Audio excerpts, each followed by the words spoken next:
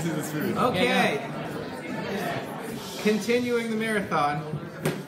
We're going to start Sefer Shmuel now. Just a few quick announcements. Number one, there are sign-up sheets and bookmarks with Tanach, with the history, the timeline in the back.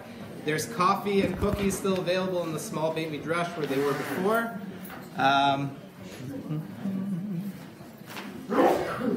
And for those who are online, you can find the entire schedule of today's events, and people here also if you want to, at torontotorah.com/Tanach. As well, if you're interested in donations, you can find it there. This year of Sefer Shmuel is dedicated by Kim Smiley and Matthew Friedberg in honor of Dr. Martin Friedberg and in honor of their son Sam. So continuing on, we're going to start now with Sefer Shmuel.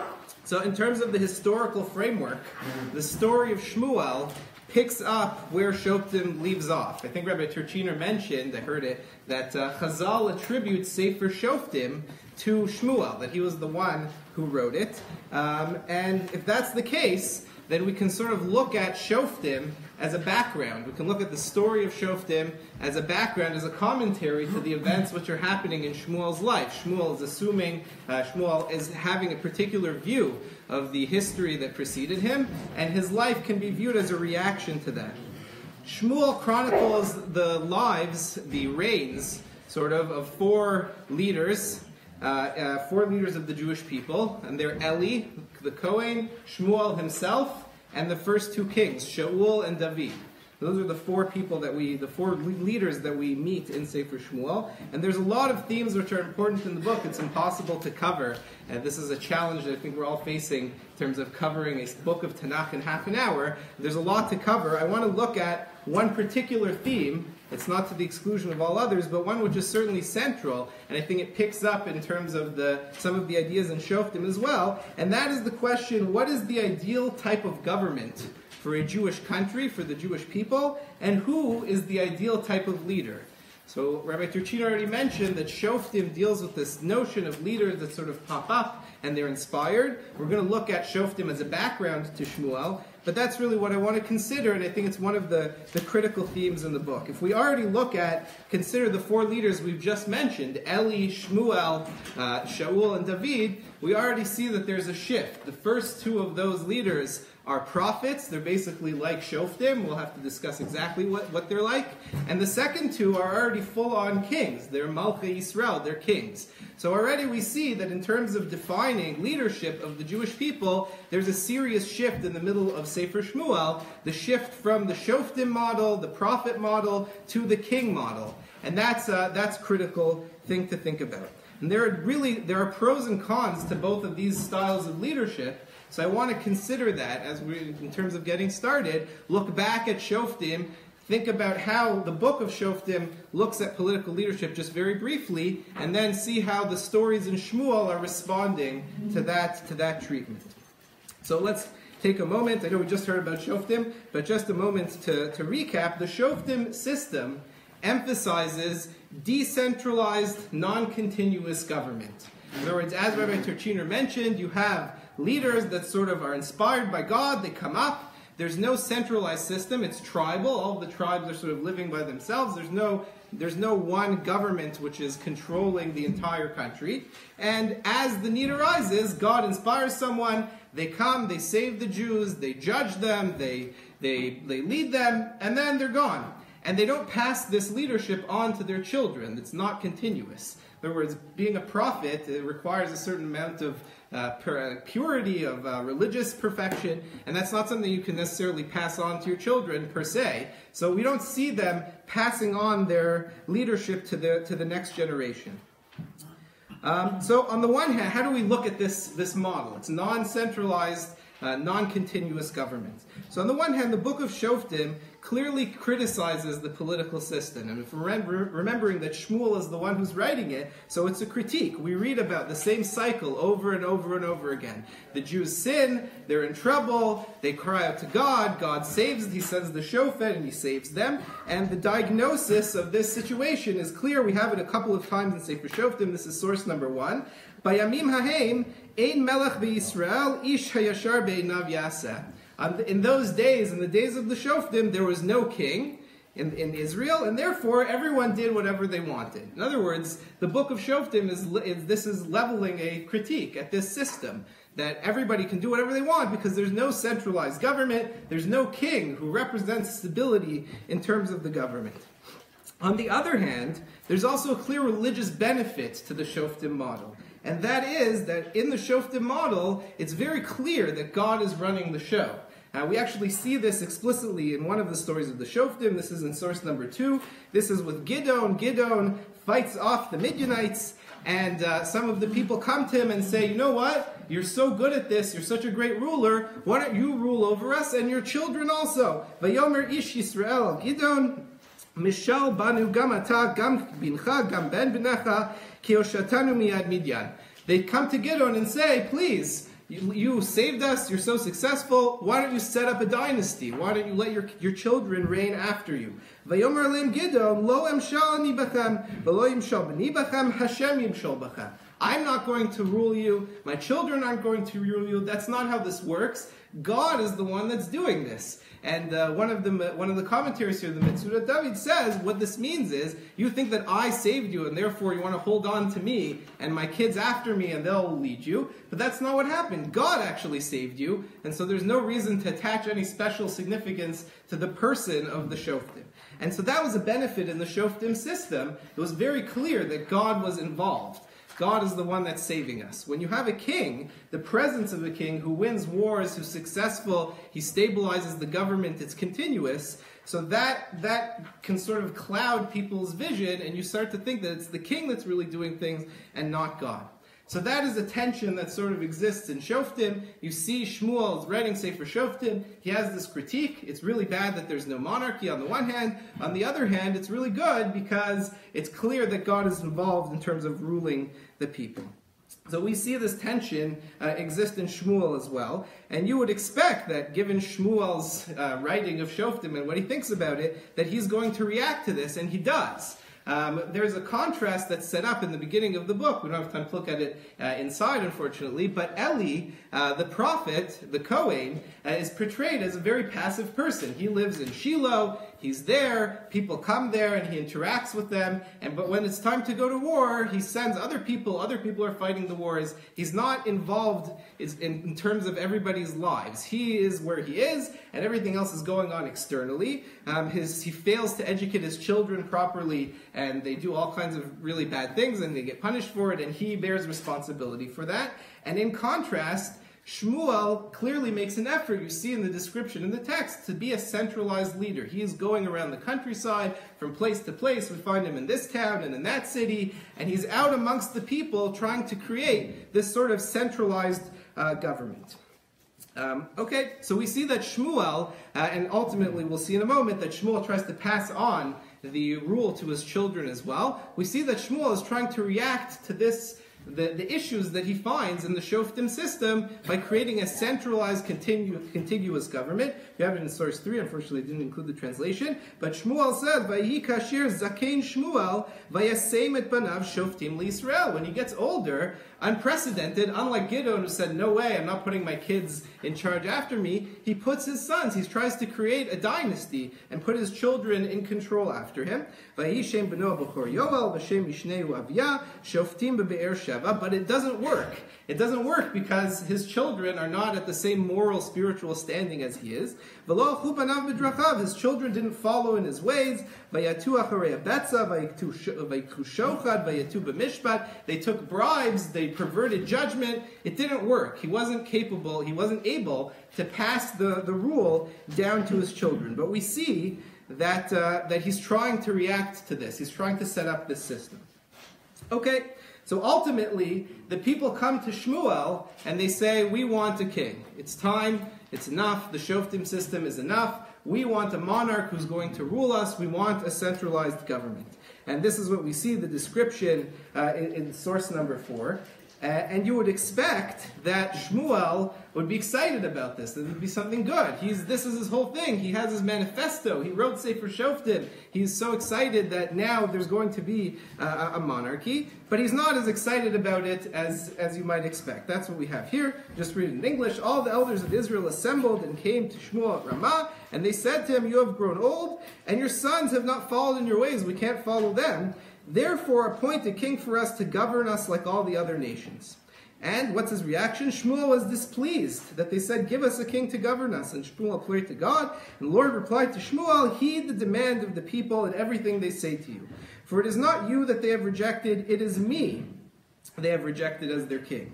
Like everything else they have done ever since I brought them out of Egypt to this day, forsaking me and worshipping other gods, so they are doing to you. Heed their demand, but warn them solemnly and tell them about the practices of any king who will rule over them." So God has to intercede and say, Shmuel is displeased by this request of the people to set up a king. Part of this might be personal, and part of it might relate to this tension that we were talking about before. On the one hand, having a monarchy is great. Having a king who's centralized, who's going to pass down the rule to his children, is great. But there's another concern, and this concern is already mentioned here by God. God tells Shmuel, they're really forsaking me. The other side of the concern is that as soon as you have a king who's going to be in power, you're going to lose sight of the fact that God is really involved, that God is really interacting and is part of the rule. And this is sort of underscored again in source number 5. This is a speech that Shmuel gives to the people once Shaul is finally totally anointed, he's installed. And he says, when you saw Nachash, the king of the Ammonites, was advancing against you, you said to me, "No, we must have a king reigning over us. Though the Lord your God is your king, well, the Lord has sent you a king over you. Here is the king you have chosen that you have asked for. If you will revere the Lord, worship him, and obey him, and will not flout the Lord's commandments, if both you and the king who reigns over you will follow the Lord your God, well and good. But if you do not obey the Lord and you flout the Lord's commandments, the hand of the Lord will strike you as it did your fathers." He underscores the fact that it's great that you have a king, but it's not enough. You have to recognize that God is still involved, and it has to be you and your king who are both following God. And this view seems to be buttressed as well by the reading of the Gemara. The Gemara is a little bit confused about Shmuel's response. Is he happy about this? Is he excited that there's a king? Is he upset about it? What's going on? And the Gemara says there is a mixed response. The Gemara says, Tanya, in source number 6, Rabbi Eliezer Omer, Zikenim shebedor kehugan shalu. The elders of the generation asked appropriately when they said, Tna lanu melech l'shavtenu, aval amhei haaretz shebehen kilkelu. When the elders asked appropriately when they said, "Give us a king to judge us," the amhei haaretz, the other people, the ignoramuses in this translation, said, no, they messed up the request by saying, V'hayinu gam anachnu kechol hagoyim v'shavtenu malkeinu v'yatzel lifnenu.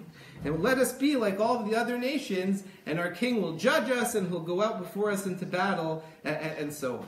What the Gemara seems to be pointing out is, there are two angles, two parts of the request. It was good to ask for a judge. It was good to ask for someone that's going to maintain order in society, that's going to maintain justice, that's going to have all of these things. The flaw in the request was the request to have a king, just like all of the other countries that are around us. Just like all of those other countries, I'm reading this to mean, they put all of their faith into their king. They have the peace of mind and security because they know that there's a king, and that's really what they depend on. That's what they rely on.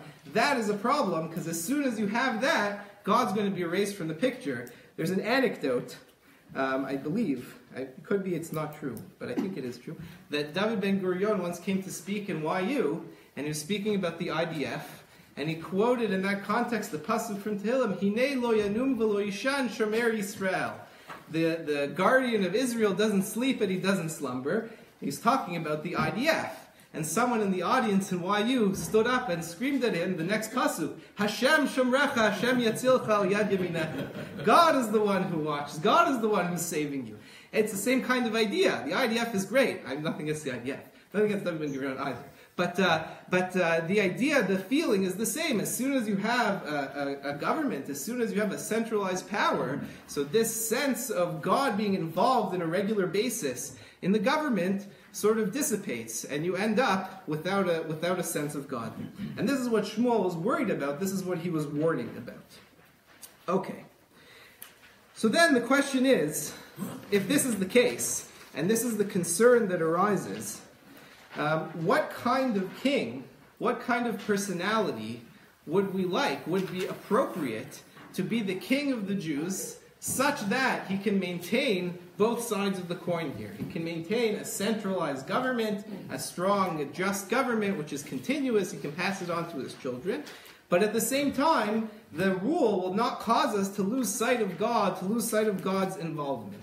And what really emerges, and this is partially my theory here, so can take it or leave it, what really emerges in Shmuel is you have this sort of model of what we can call an anti-king.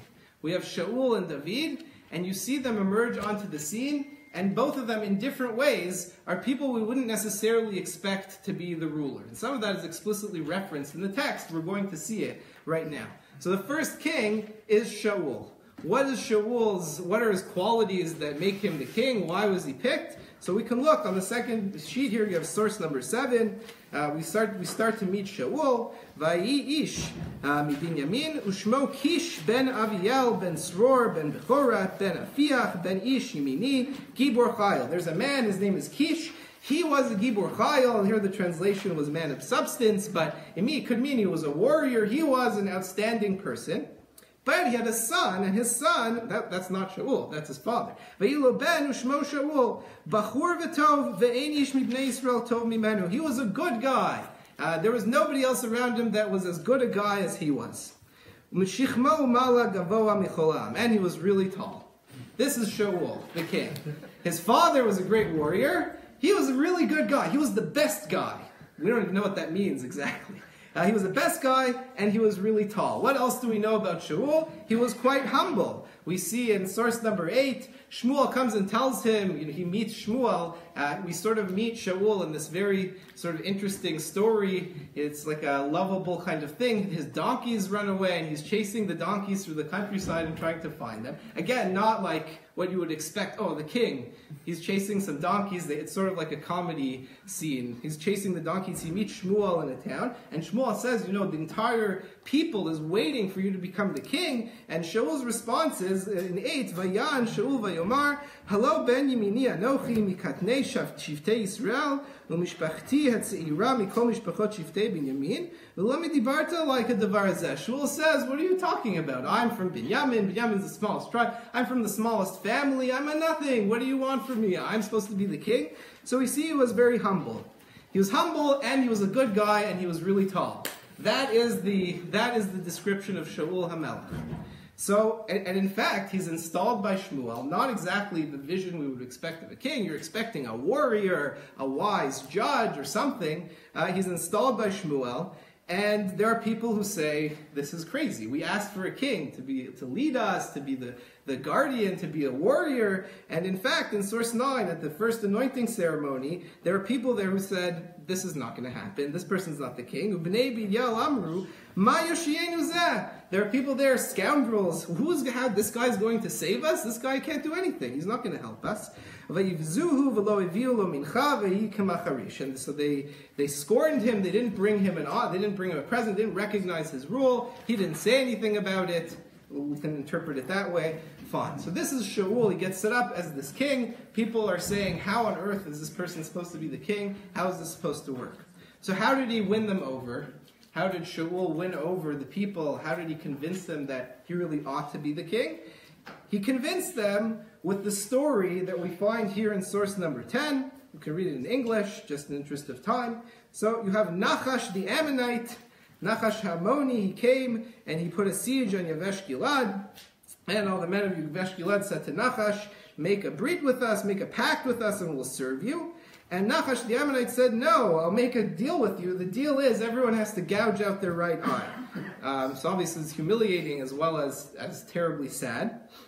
The elders of Yavesh said, give us 7 days so that we can send messengers throughout the territory, and if no one's going to come and help us, then we'll surrender to you, fine. So they end up sending up they send a messenger to Givat Shaul, where he lives, and Shaul, and all the people started crying. Shaul was just coming from the field driving the cattle, which again, very strange. What is he doing? It's like Lyndon Johnson. He had a ranch. There's a story, I think it was Begin and Lyndon Johnson. They bonded at a ranch somewhere. Anyway, fine, so he's driving the cattle. He's coming in from driving the cattle, and Shaul sees the people and asks, "Why are you crying?"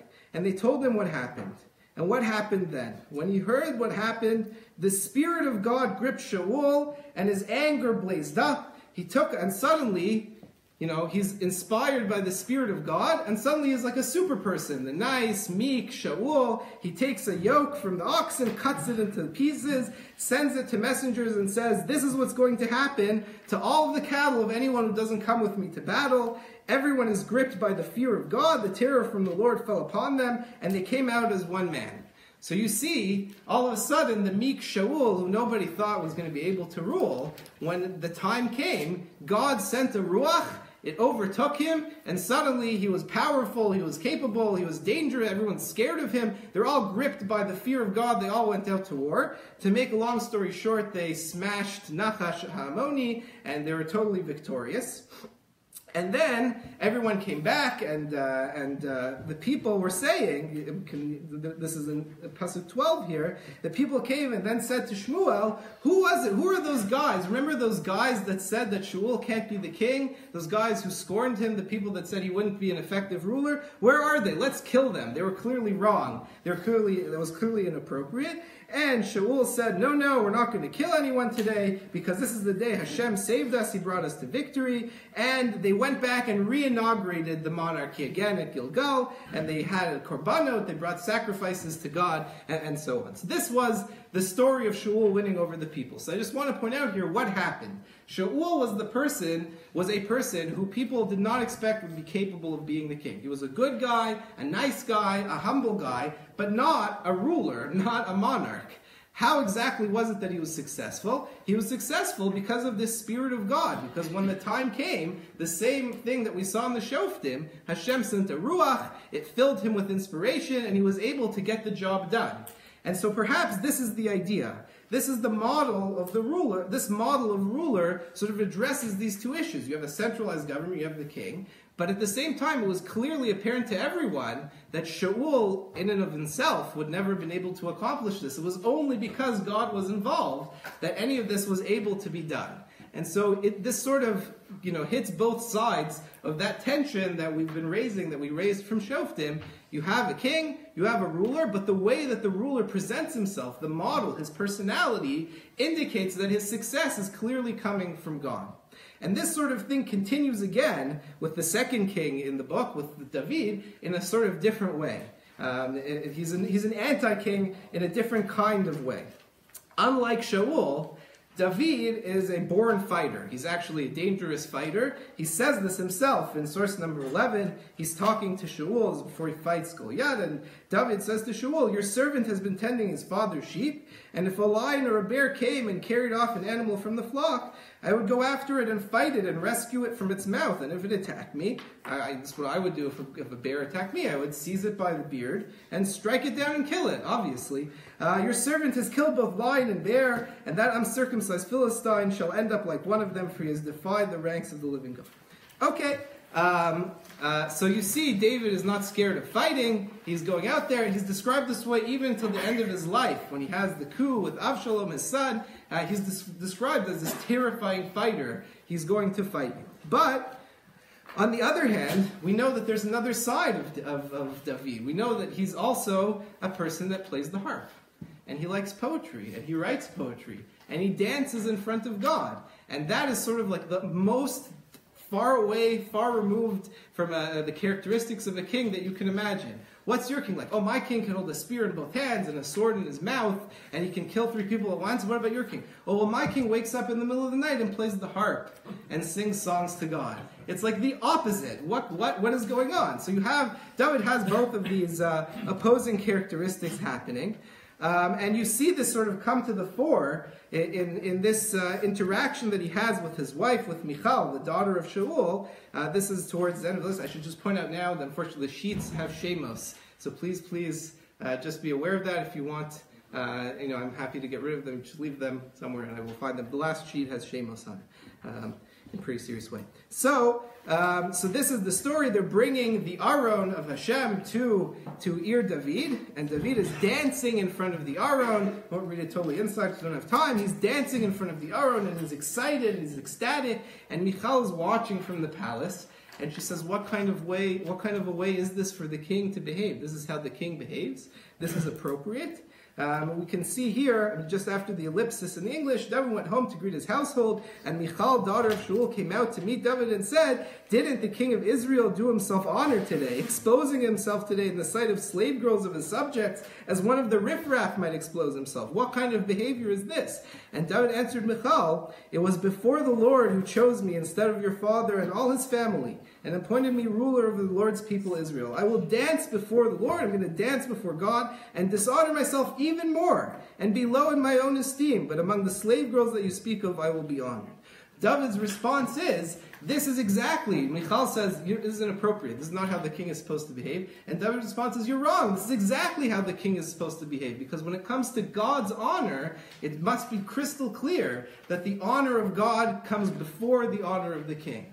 And this is something that, maybe Shmuel embodied it unconsciously. David embodied it for sure consciously, that you have to behave in a way, the king has to behave in a way which exemplifies the fact that God's honor is supreme. That God is involved, he's the one that's really saving us, he's the one that's really involved, and his honor has to be paramount. So this is what we found in Shoftim. Just to recap very briefly, we have this question which was raised by Shmuel in Sefer Shoftim. What is the way that we're supposed to govern the Jewish people, the Jewish country? On the one hand, we want a continuous government. We want a centralized government. On the other hand, we don't want to lose sight of the fact that God is really involved. And those two things can be at odds with each other. And the model that emerges in Shmuel, is this model of the anti-king, the king who through his activities, through his behavior, both consciously and unconsciously, exemplifies the fact that God's in charge, that God's really involved. And in that way, we can have the government that we need, which clearly